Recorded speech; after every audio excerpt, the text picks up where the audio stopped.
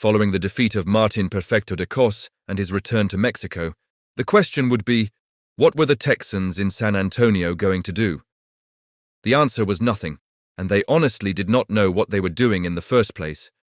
Was it a rebellion? A revolution? Is there a competent government to run things? No. Was there an army that had a chance to fight the Mexican army? No. There was little to do other than sit and wait for the Mexican response. As the Texans waited, they returned to their homes and farms. This disorganization and idleness were understandable. It was winter, and no one is crazy enough to march north in the middle of it. The early months of 1836 were particularly bitter, and they gave the Texans an illusion of security. While the Texans dithered, Mexican President Antonio López de Santa Anna was not wasting time. He was already dealing with a rebellion in Mexico itself, and governments should never ignore such things. He was in the mindset that he needed to quickly snuff out rebellion, regardless of where it was occurring. He did so in Zacatecas. Texas was a unique situation when it came to its proximity to the United States. Santa Anna feared that any weakness in Texas would entice more Americans into the area. It could get worse than that should the United States support the rebellion. With this in mind, he worked rapidly to crush the rebels in Texas. He quickly assembled an army of 2,200 men. He planned to move swiftly so that he could return to Mexico and retain control of the government. His rapid pace caused his army to stretch. He brought heavy cannon, but it could not keep up, so it advanced slowly north while the rest of the army raced on ahead. In addition, many of his men were dying from the colder temperatures, and some deserted. Santa Anna marched north, and the Texans received reports of his approach. They thought that they were rumors, since they believed it was impossible for an army of that size to move that quickly. The closer that the Mexican army got, the more reports arrived, and they began to receive greater credence. Despite continual denials, the Texans began getting prepared, slowly fortifying the Alamo. By February 22nd, Santa Anna was just 20 miles away. He dispatched his cavalry to ride on ahead and report what was going on in San Antonio. They enter the city and see bonfires and shouting. They interpret it as the Texans getting ready for an assault and tell their commander, advising him not to attack. It turns out that the Texans were actually celebrating George Washington's birthday, not getting ready for war. As the Texans were celebrating, they had no idea that they were under observation by Mexican cavalry. On February 23rd, Santa Anna began to move into the city. Texan lookouts at San Fernando Cathedral saw dust clouds to the west, so 2 riders were dispatched to investigate. They saw 1,000 men with Santa Anna marching towards them in battle formation. They returned to San Antonio, and panic began to spread in the city. Time had run out, and the Texans only had 80 to 90 bushels of corn and 20 to 30 head of cattle. San Antonio was essentially a ghost town as Santa Anna entered. Upon arriving, he saw a Mexican flag flying above the Alamo. Legend has it that it had 1824 emblazoned on it. The defenders made it clear what they were fighting for: the restoration of the Constitution of 1824. In other words, the fight was against Santa Anna, not Mexico itself. Santa Anna sent in troops to parley with the Texans, and he made it clear that he only would accept surrender at discretion. This meant that they would surrender, and he would decide what to do with them. This was not a good offer, considering his record in putting down rebellions. Instead of surrendering, the defenders fired a cannon to symbolize their rejection. The battle and siege were about to commence. Santa Anna planned to subdue the Alamo through besieging it, knock out its walls, and then wipe out the defenders. He had an issue, however, in the fact that he marched so quickly that his supply train had to catch up. This also meant that he only had small cannons, which were not powerful enough to affect the Alamo's 2-foot-thick walls. As Santa Anna prepared, so did the Texans. The exact number of defenders remains unknown, but historians estimate there were about 200. One issue that needed to be resolved was about command. One of the leaders was James Bowie, a smuggler from Louisiana who swindled people of land and killed a man. He fled Louisiana for Texas in 1830 and married into the powerful Veramendi family in San Antonio. It was a good match for him in order to rise in political circles, but his wife died in 1833 of cholera. By 1836 he was depressed, drank, and was suffering some sort of respiratory illness, either pneumonia or tuberculosis. He was the commander of the complex itself and of the volunteer defenders. Another Texas commander was William Barrett Travis, who led the regular troops. He was originally from South Carolina and made his way to Texas via Alabama, where he was a lawyer and owned a newspaper. He abandoned his wife and son and arrived in Texas in 1831, becoming a lawyer in Austin's colony, where he joined the war party. On the second day of the siege, Bowie collapsed, and Travis would assume full command. One of the most famous defenders was the Tennessean Davy Crockett. He was born poor but rose to become a U.S. congressman, was voted out of office in 1835, and was bankrupt and went west to restart.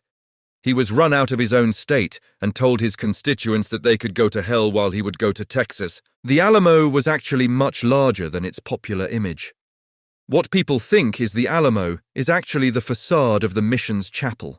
The complex actually occupied 3 acres and had a quarter-mile-long wall, which was 12 feet tall and 2 to 3 feet thick. This was a formidable defense, but the Alamo was not a fortress. The defenders had a water well inside, and they were actually making another. They had corn and cattle, but not enough to indefinitely sustain 200 men. One thing that the defenders had in abundance was cannon, but they did not have an inexhaustible supply of gunpowder. They had to be careful with how they used them. The defenders' only real hope was that reinforcements would arrive and break the siege. There were 400 troops available in Goliad, 95 miles away, under James Fannin. The Mexican leader wanted to prevent that by subduing the Alamo as quickly as possible, while the defenders were attempting to run out the clock. On February 24th, Travis made appeals to the outside world for reinforcements and announced they would fight to the death. Eager to finish the matter, Santa Anna tested the Texans' defenses for any weaknesses the next day. For the next 13 days, a familiar pattern emerged. Santa Anna attacked, and the defenders repelled the attacks. At night, he would fire artillery into the Alamo, depriving the defenders of any significant amount of sleep. The shots did little to nothing to the Texans' defenses, and both sides knew this. Throughout the battle, the Mexicans were approaching gradually towards the walls so they could more closely fire at them. The Texans attempted to keep the attackers from reaching them. This was where the Texans had an advantage. They were employing the Kentucky long rifle, which spun the ball while it traveled down the barrel, making it more accurate. The Texans could accurately hit targets 200 yards away. The Mexican army, on the other hand, had the Brown Bess musket, which it purchased from the British, and were accurate to only 100 yards. On March 1st, it appeared that much-needed reinforcements had arrived. Travis's letters seemed to have produced some fruit when a contingent of 32 men arrived at 3:00 a.m. They slipped through the enemy lines, and the Mexicans opened fire on them to prevent them from reaching the Alamo. The defenders did not know what was happening, so they opened fire on the approaching reinforcements, thinking they were being attacked. The action only injured 1 man in the foot. While 32 is a paltry sum compared to the potential 400 at Goliad, the defenders celebrate the arrival by firing one of their 24-pound cannons. The shot went through Santa Anna's own tent, but he was not in it at the time. While the Alamo was under siege, events outside of it would create the Texas Revolution. At the city of Washington on the Brazos, Anglo-Texans met in a convention to decide what to do. They decided that independence was the only choice, and that it would never happen without a fight. On March 2nd, 1836, Texas formally declared its independence. With the creation of the Republic of Texas, Texans could finally get organized, most notably by establishing an army. On March 3rd, things were changing in the Alamo. The defenders never knew about independence. All they knew was that Fannin and his 400 men were not coming. That army began moving out, but only made it a few miles when a wagon axle broke. This was the last hope for any sort of significant reinforcement. On March 4th, the Mexicans' large cannon had finally arrived. They could then be used against the northern wall, which was crumbling and needed repairs, which would greatly risk the defenders' lives. Supplies were also running low inside. They had little food and insufficient gunpowder, so they could no longer fire the cannon as much as they previously could. The Mexicans were ignorant of the conditions in the Alamo, and their leader was impatient, wanting to return to Mexico and defeat another rebellion. He was receiving reinforcements, but that was a double-edged sword. There might be more men available to fight, but that also means more men to supply. A prolonged presence would exhaust local supplies. Santa Anna met with his commanders to determine what to do. They told him to wait so that the heavy cannon could become available and bombard the walls. But he overruled them, deciding that they should assault the fort, a move one commander thought was suicide. On March 5th, Santa Anna ordered an assault on the Alamo. He stopped the constant bombardment, lulling the defenders, and then attack at multiple points, intent on spreading them out rather than being concentrated. The Mexicans spent the day preparing for the next day's attack, particularly building ladders to scale the walls. The defenders witnessed this and knew that the end was near. Travis assembled his men and drew a line in the sand with his sword. He asked them to cross it if they wanted to remain and die. The story has only one source, a person who heard it from another who escaped. There is a chance that it never happened. However, visitors to the Alamo can see a line of brass and a plaque that marks the alleged location of the event. The plaque does say the story was according to legend rather than historical fact.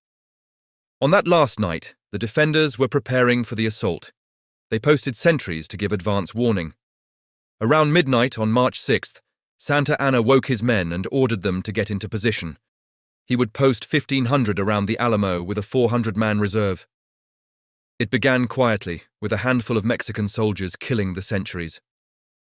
After 2 weeks of constant bombardment and interruption of sleep, it was hard for them to stay awake.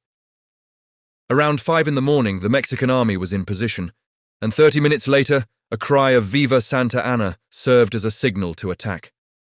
The Mexicans rushed the walls as quickly as they could to get around the defensive fire. The battle's beginning woke Travis, who inspected the walls. He was immediately shot in the head and killed. The fight was now a matter of survival, and the defenders used their best tools, the cannon, to fill them with anything they could find, turning them into shotguns and delivering devastating fire. Under this fire, the Mexicans retreated. The Mexican leader was livid, and he ordered another assault. He threatened to kill them if they did not do so. The second assault was much like the first, the slaughter of the attackers. Predictably, Santa Anna was angry and ordered a third assault, but this time he would commit his 400-man reserve. This assault finally overcame the walls. By daybreak, the Mexicans were inside the complex, and fighting was hand-to-hand. The defenders had a plan to fall back to the long barracks, where they prepared a defensive trench. This is where the infirmary was, and where James Bowie was convalescing. The Mexicans entered his room and stabbed him to death. Davy Crockett was fighting on the palisades on the southern part of the complex, pretty close to the chapel. His manner of death is a matter of debate, but it is likely that he remained at his post until he fell. The onslaught was too great, and the defenders could not spike their cannons, rendering them useless. Instead, the Mexicans gained control of the 19 guns that were so devastating to them and turned them on the Texans. They obliterated any prepared position that the Texans could make, and the last of the fighting was essentially hand-to-hand in front of the chapel. Historians have debated Crockett's death ever since the smoke had cleared. One possibility was that he was killed during the assault. However, another version, which one of Santa Anna's colonels recorded, was that he was among the last survivors, and Santa Anna ordered their execution. Most would probably prefer that he was killed in action, but the truth is that it will never be definitively known. The final assault lasted just 90 minutes. When the fighting ended, 600 were dead in that day's combat alone. Santa Anna entered the complex, inspected the defenders, and began cleaning up the site. He ordered that the Mexican dead be buried in the cemetery, but there were so many that they were dumped into the San Antonio River. He ordered the defenders' bodies to be placed on pyres and burned. This was a message for all who dared to rebel against him. This was yet again evidence that he had learned a lot as a young lieutenant with Joaquin Arredondo. The Alamo has a reputation that no one survived the battle, and that is simply not true. There were non-combatants, women, children, and at least one slave, Joe, who was Travis's personal servant. He is the basis of much of the knowledge of Travis's fate. Among the other survivors were Susanna Dickinson and her daughter, Angelina. They met with Santa Anna, who gave them money, blankets, and a request to tell people what they saw. They left with Joe on their way to Gonzales, where they would encounter Sam Houston, the newly appointed commander-in-chief of the Texan army.